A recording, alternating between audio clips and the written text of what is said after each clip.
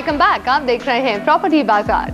घर खरीदने का सबसे सिंपल तरीका होता है होम लोन, लेकिन कई बार ऐसा होता है कि आपको अपनी उम्मीद के मुताबिक लोन नहीं मिलता, या फिर लोन तो मिल जाता है लेकिन उसके बाद बहुत सारी परेशानियां खड़ी हो जाती हैं।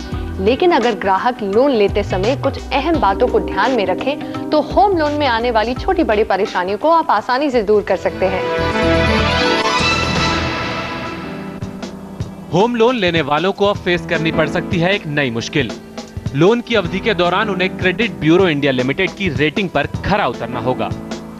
क्रेडिट इंफॉर्मेशन रिपोर्ट यानी CIR आपके पिछले लोन के आधार पर तैयार होती है। अगर आपने पहले के लोन को टाइम से नहीं चुकाया है तो इसकी जानकारी सिबिल के जरिए बैंक के पास पहुंच जाती है।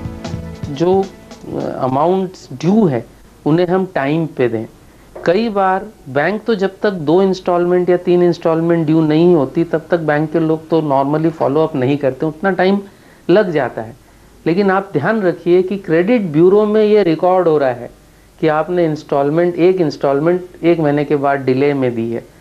तो अगर आपको वो पैसा देना ही है तो महज आलस की वजह से आप ये समझ लीजिए उस आलस का कॉस्ट ये होगा कि जब फ्यूचर में आप लोन लेने जाएंगे तो शायद आपको न मिले या आपको महंगे दामों में मिले।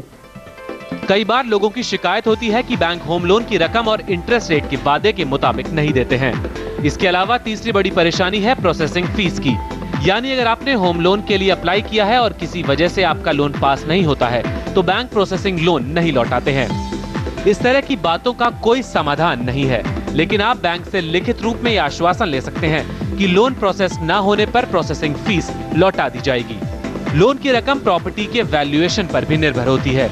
ऐसे में आपके लिए फायदेमंद यही रहेगा कि आप बैंक से प्रॉपर्टी का वैल्यूएशन लोन पास कराने से पहले करा लें। प्रॉपर्टी बाजार के लिए दीपू राय, दिल्ली।